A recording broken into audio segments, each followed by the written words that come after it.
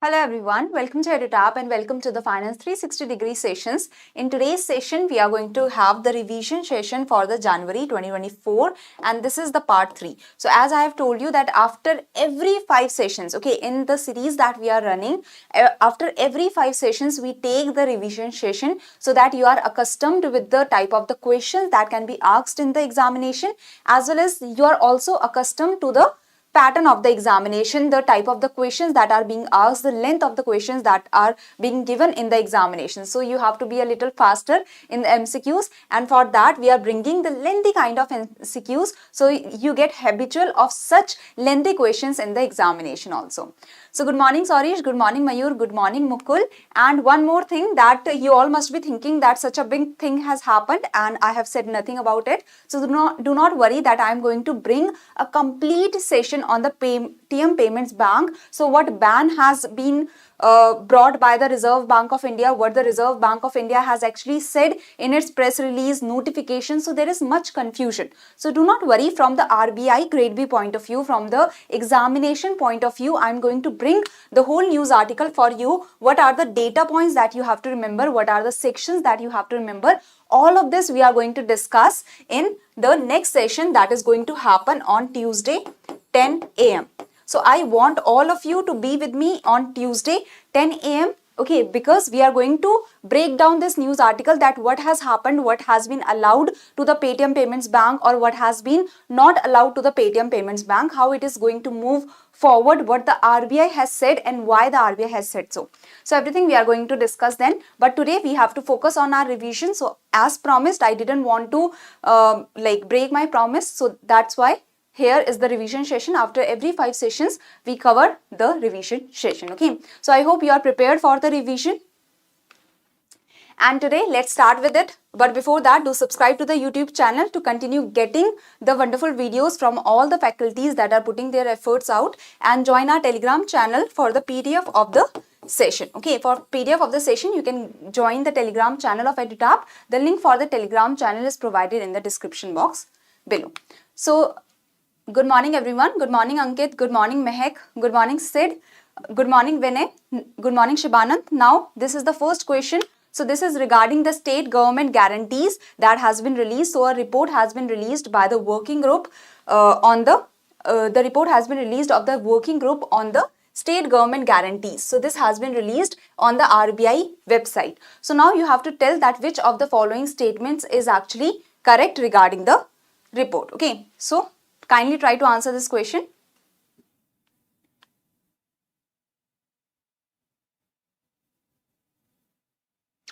So here Shorish has said 2 and 3. Okay. And Rohit is saying E. Yes. So E is the right answer. E is the right answer. Why is it so? See, first of all, state government guarantees, this was becoming a problem because the state government was giving too much of the guarantees, okay, for different kind of loans that different entities were taking. So that's why there was a working group that was made. Okay, and this working group provided the recommendations for the state government guarantees, that there should be some limit on the state government's guarantee, there should be some minimum fee that the state should be taking.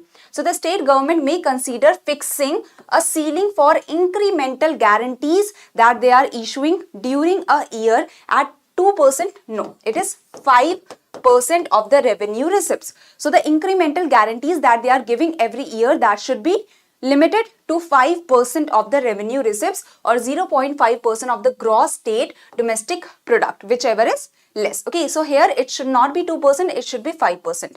Second statement is that a minimum fee of 0.25% per annum may be considered as the base or minimum guarantee fee that the state government should be taking, and above the fee there should be also the consideration regarding the additional risk premium. So if the loans are more risky, so higher fees should be taken above this base of the fees. Okay, so minimum of 0.50%. So this is wrong. Minimum of 0.25% per annum may be considered as the base or minimum guarantee fee that the state government should be taking. This may be charged and there should be additional risk premium based on the risk assessment that is done by the state governments. The risk categorization has to happen, that lower risk, higher risk, medium risk. So this is the risk categorization that is required by the state governments on the guarantees. Okay. The states should conservatively keep the lowest slab of risk weight at 100%. So this is correct. So only the third statement is correct, and that's why the answer is E, that is 3 only. Okay. So here I hope you have understood the question very thoroughly and you were able to answer this question. Do not get confused. Okay, in such kind of news articles. So these were the major recommendations of the working group that we have discussed clearly, and I hope you remember the major recommendations of the working group on the state government guarantee. If you have any confusion, you can go and see the session. Okay, so the state governments may consider fixing a ceiling for incremental guarantees that is issued during a year at 5% of the revenue receipts, 0.5% of the gross state domestic product. So this was what it was said. Okay. So the next question is regarding the SEBI recently has released a circular on broad framework for short selling. So the SEBI recently has released a very important circular that was on the broad framework for the short selling. So now you have to tell that which of the following statements is or are incorrect here. So that you have to tell me. Okay. So which of the statements are incorrect here? So try to answer the question.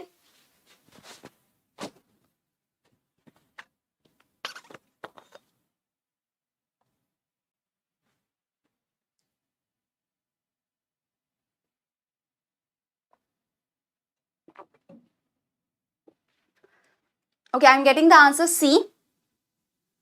Sonal has also said 3 only. That is C. Yes. So short selling means what? So I have given you the complete idea about short selling. Okay, in the session where we discussed the broad framework for the short selling. Now all classes of investors, let it be the retail investors, let it be the institutional investors, they shall be permitted for short selling in the market. So that is absolutely correct. Naked short selling has been banned. Naked short selling means that the borrowing is not happening, the lending is not happening, just the short selling is happening without any backup. So the defaults chances are more. So that's why the naked short selling has been banned, has not been permitted in the Indian securities market. So this is also correct. And accordingly, all investors would be required to mandatorily honor their obligation of delivering the securities at the time of settlement. So short selling means what? Short selling means that you are selling without actually owing the security. You are borrowing the security, you are selling the security in the market. Later on, at a lower price, you are buying the security, you are giving back the security that you have borrowed to sell. Okay. So you have borrowed the security to sell. Now you are buying at a lower price. You are buying at a lower price and giving back the security that you had borrowed. So this is the short selling. In the naked short selling, you are not borrowing, you are just promising to sell in the day. But if the prices do not go down, you will not buy, and that's why you will not be able to sell, you will default. So that's why the naked short selling has been banned, and all the the other kind of short selling where you are actually borrowing, that has been allowed with mandatorily honor your obligation. You have to mandatorily honor your obligation, borrow the security and then sell it. Okay. Institutional investor, no institutional investor shall be allowed to do day trading. That means on the intraday. It is only for the short selling. It is only for the short selling because here we are discussing the framework for short selling. So anyone that is confused that like the institutional investors, they will not be able to do intraday. They will be able to do intraday trading in the other type of securities, in the other kind of market and such. But for the short selling, the institutional investors will not be able to do intraday because here we are discussing the framework for short selling. So no institutional investor shall be allowed to do the day trading, or they will not be able to square off their transaction in the intraday situation for the short selling. Okay, because if they are selling and buying in huge quantities on the same day, it can make the market very volatile. Okay. The stock exchanges shall frame necessary uniform deterrent provisions and take appropriate action against the brokers for failure to deliver the securities, because brokers are the one that has to lend the securities to the short sellers, so that the short sellers are actually borrowing the securities and then only they are able to sell the securities that they do not own. They just have borrowed it. So it is also the duty of the borrowers to look after that actually the borrowing is happening or not for the short selling. Okay, so this all has been explained to you very well. The securities traded in the FNO, that is the future and option segment, shall be eligible for short selling also. So this is also correct. Only the C statement is wrong because no institutional investor shall be allowed to do day trading. So here the C is the right answer.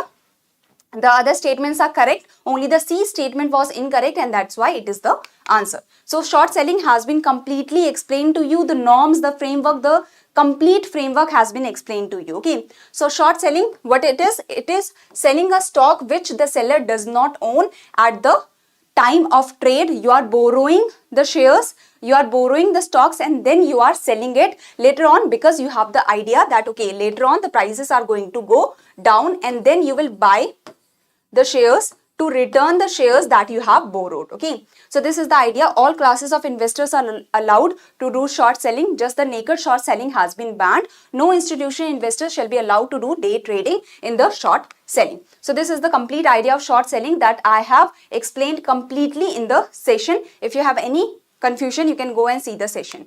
Now coming to the next question, I hope you will be easily able to answer this question because the green deposits, they are very, very important. So try to give the right answer of this one.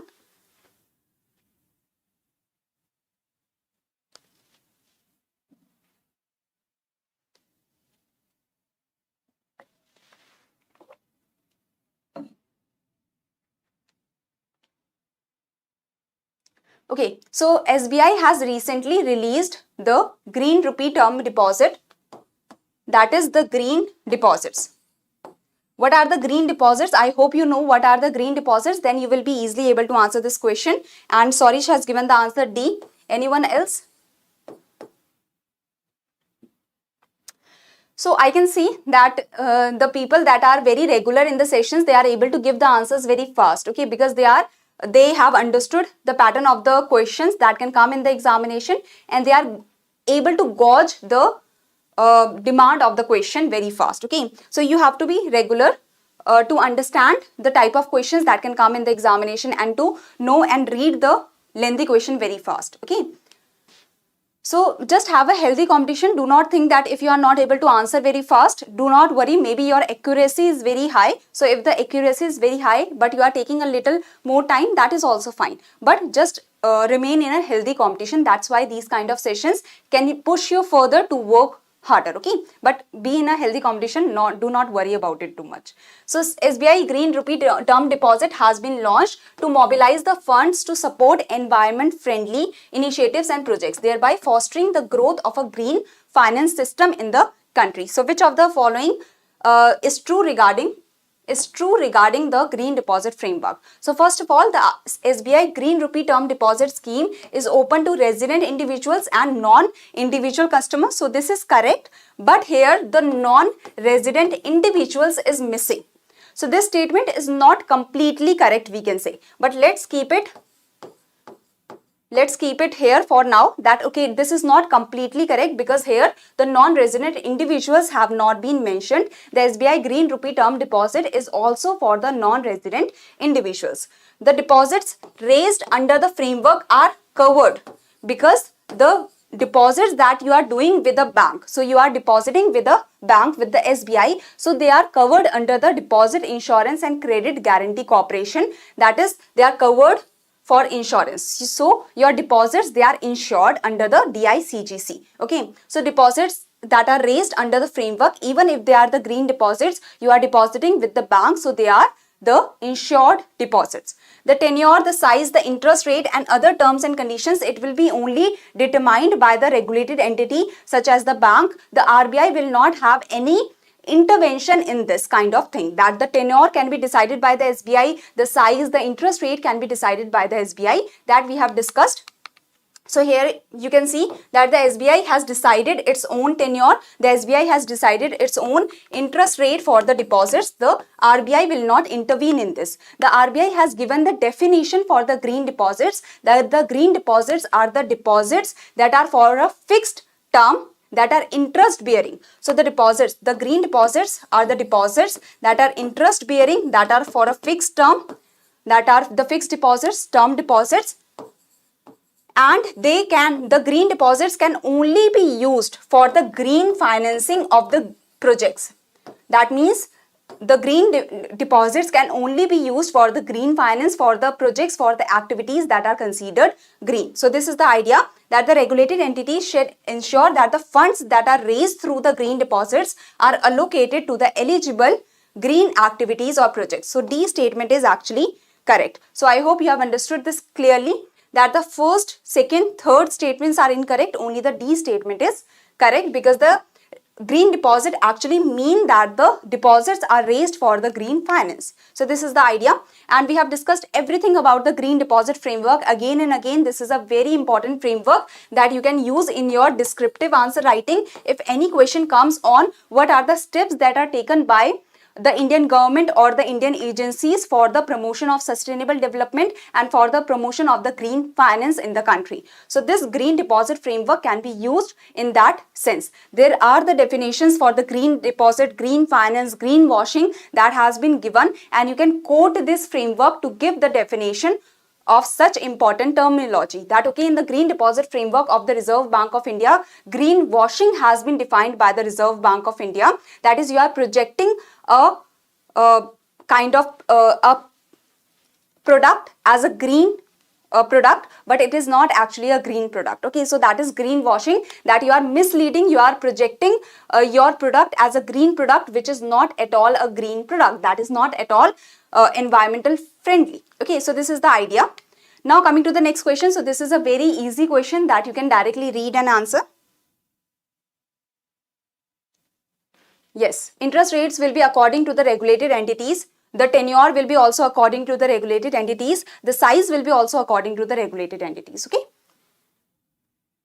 Recently, Dash and NPCI International Payments Limited, a wholly owned subsidiary of the National Payment Corporation of India, the NIPL, that is the international arm of the NPCI.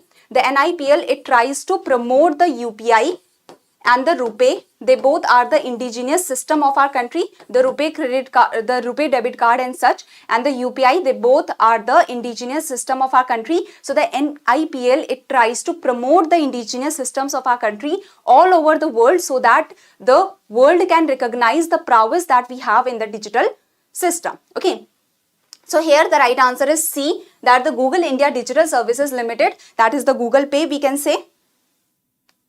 Yes, very good everyone. Sorish, Rohit, Sid, Sivanand, Sonal, everyone has given the right answer. Gokul, Mayur, Ayush, Shruti, Gomti. Very good to see all of you giving the right answer. So Google India Digital Services Limited has partnered with the NIPL to expand the transformative impact of UPI to countries beyond India. So we have discussed that what are the objectives for this kind of thing, that there are the three key objectives that we have discussed already. You can read the three key objectives. That is, we want to expand the reach of the UPI to around the world, and we want to promote the digital transformation that is happening in our country around the world also. Okay, so that is one of the objective of the MOU that has been signed. Now coming to the next question, that is regarding, now a very important report has been recently released by the Reserve Bank of India, that is the finances of Panchayati Raj. This is for the first time that the RBI has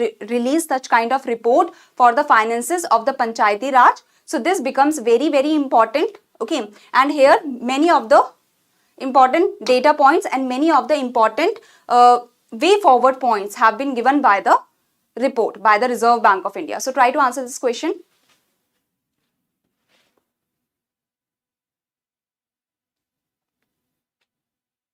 Read the question carefully. Sorish has said D. Read the question carefully, everyone. Rohit is saying C. Okay, the question is asking incorrect. So 1 and 3.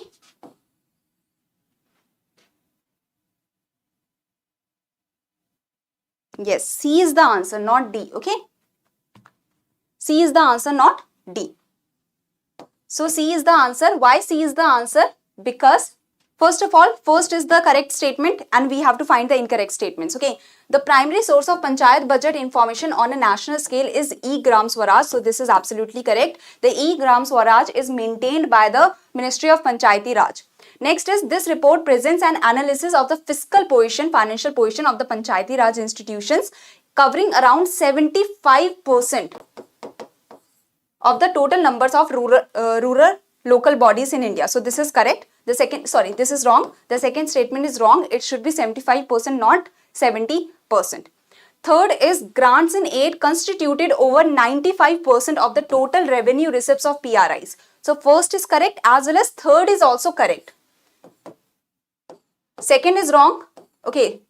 As well as fourth is also wrong because investment in capital projects constituted 29% of the 29.6% of the total panchayat expenditure in 2022-23. So here the incorrect statements are 2 and 4 only. Okay.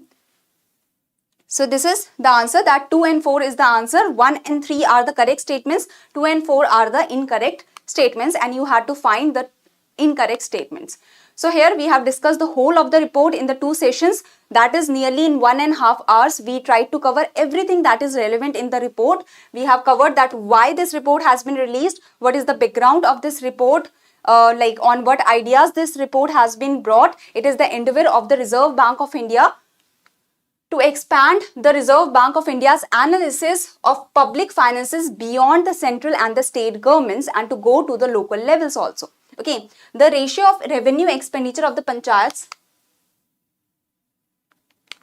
the ratio of the revenue expenditure of the panchayats to nominal gross state domestic product is less than 0.6% for all the states, that is ranging from lowest in Bihar to highest in Odisha. Now try to give the right answer of this question. So here this question seems complicated, but it is very, very, very easy. Okay, so if you find the incorrect statement, it is very easy to find the incorrect statement. Okay, so try to find it.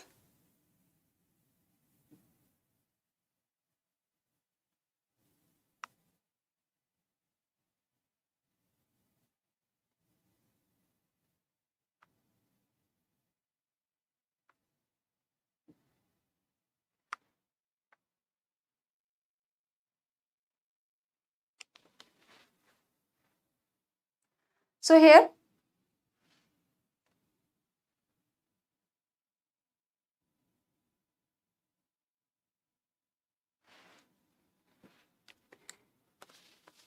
okay, Akshita, thank you so much for the kind words that you have said. Yes, I will try to use the Hindi in between, but sometimes like I forget when I'm speaking very fast. So like you people can comment because I take live sessions, so you people can comment in between so that I can remember that okay, I have to use Hindi also, because when a flow is going on, then it becomes hard to break the flow and to like change in some other language. Okay. So any one of the students in between can tell that which state, like if you want me to speak something in Hindi or like tell something, explain something in Hindi. But I will try from my end also that I become habitual of using Hindi in between. Okay. Recently, RBI released its report titled Finances of Panchayati Raj Institutions. So which of the following is incorrect, that you have to tell me. Okay. So many of you are saying B, some of you are saying E. So actually E is the right answer. The ratio of revenue receipts of the panchayats to states' own revenue ranges from 0.1% in Andhra Pradesh to 2.5% in Uttar Pradesh. So this is correct, that the revenue receipts of the panchayats to the revenue receipts of the states, it is very, very less. And it is ranging from 0.1% to 2.5%. The average revenue per panchayat varied, with highest being in West Bengal. So this is also correct, that average revenue per panchayat is highest in West Bengal.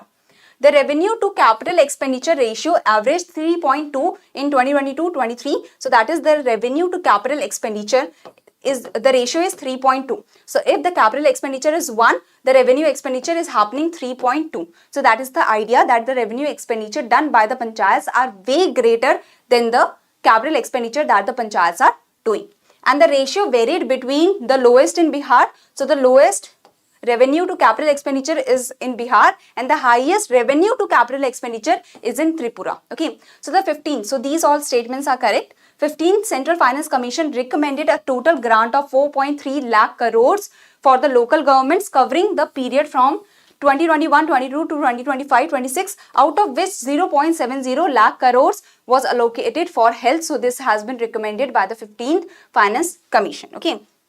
Last is a significant share of the capital expenditure by the Panchayati Raj institutions. It is not allocated to education, health, family welfare. It is actually allocated to the Panchayati Raj programs. It is allocated to the transportation. Then it is allocated to the rural housing and the rural electrification. So this you can understand that the highest of the shares of the Panchayati Raj institutions capital expenditure are going for the Panchayati Raj programs, the transportation, and the lowest are actually going to the education. Only 0.5% of the capital expenditure is going to education. Only 0.3% of the Panchayati Raj institutions capital expenditure is going to the health and family welfare. So this is the idea, and that's why E is the incorrect statement. Because a significant share of the capital expenditure by the Panchayati Raj institutions, it is allocated to Panchayati Raj programs, transportation, then it is going to the rural housing, rural electrification, and the least is going to the education and health. So this is the answer, that E is the incorrect statement. B is correct. Here you can see that, see, on aggregate, if we are taking the aggregate of all the village panchayats, then the Uttar Pradesh has the highest of the revenue receipts. If we are taking the aggregate of the village panchayats, because we are also seeing that, see, aggregate of the village panchayats, if total village panchayats, because Uttar Pradesh is a big state and all the village panchayats, if we are taking the aggregate, then the revenue receipts on aggregate is highest in Uttar Pradesh. But when we are seeing on the per panchayat basis, the average revenue per panchayat, it is highest in West Bengal. That on the per panchayat, the average revenue is highest in West Bengal. Okay. Now the ratio of revenue receipts to the state, revenue receipts of the panchayats to the state's revenue receipts.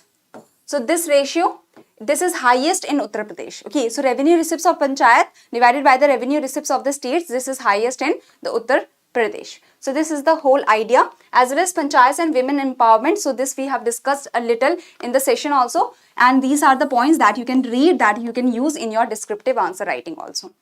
So I hope now you understand that which point was wrong. It was the E statement that was the incorrect statement. All the other statements were correct. So now this is a homework question for you all. Now you have to tell me the right answer of this question in the comment section. I hope you will be easily able to answer this question. If there is any confusion, you can ask me the confusion. Now there is a big announcement from EduTap that we have brought for you the comprehensive guidebook for RBI, NABARD and SEBI, so that through a single guidebook, you are able to get the answers of many of your queries. Okay, if you want to know about the syllabus, if you want to know about the previous year questions that any of the examination, if you want to know the sources that you have to follow, so you can read the comprehensive guidebook. You can get many of the important points. You can understand many of the important points from the comprehensive guidebook, which is absolutely free of cost. You can easily download the guidebook. The link is provided in the description box below. Ma'am, can we get the PDF as soon as possible? So see what happens, that today it is holiday for the office. Okay, so the people are not present. You will be able to get the PDF. See, for the sessions, you get the PDF after the 24 hours, but it is this Saturday is off for our team, so they are not available right now. So you will be able to get the PDF on Monday. So usually the PDF is provided within 24 hours of the session being held, but because this Saturday is off for the team, that's why you will get the PDF on Monday for this session. Okay. Yes, you have to supplement these sessions, because these sessions I am trying to bring the important and the tough notifications, but there are many small notifications that you can cover yourself, that is present in the RBI News tab. So you can go and read the sessions, you can go and read the magazine, so that everything is covered like visually, like you are hearing the things, you are seeing the things, but as well as if you read in the RBI tab, everything will be covered holistically. You're most welcome, Ayush. So if you have any query, you can comment down below. You can call us here, you can mail us here. Now I want to show you the students that have given the right answer of the previous session question. You're most welcome, Shreyam. And yes, I try to take the suggestions, but like switching between Hindi and English, so that can that is a little troublesome for me. But I will try surely. I will surely try, as well as do write in the live sessions also while I'm taking the session, so that I remember that okay, I have to explain in Hindi also. Okay, so Shreyam has given the right answer. Monica has given the right answer. Thank you everyone for your wonderful comments. It really warms my heart. It really makes me motivated to bring such more wonderful sessions and do more and more hard work for the sessions. Okay, so thank you very much for all the wonderful comments. It really means a lot. So usual, your efforts are really appreciating. Thank you so much. Thank you, Maddie. Ayush has given the right answer, and you're most welcome, Ayush. Kamal Krishna has given the right answer. Gagna has given the right answer. Karan has given the right answer. Ankit has given the right answer. Pushpendra has given the right answer. Neel Kamal has given the right answer. Kingshuk has given the right answer. Abhishek, Mayur, Tamiz, Ankita, okay, Mukul, Sai, Riya, YDV, Molly, Shibanand, Sorish, Anusha, Sid, Abhay. Okay, so all of these have given the right answer. Now one thing is that interim budget, the video has been out and Gurkira sir has taken the sessions. Okay, so Gurkira sir has taken the session on the interim budget, so you can see that session, and it is covering all the important points from the budget. Okay, so thank you very much for coming to the session. It was wonderful to have all of you people.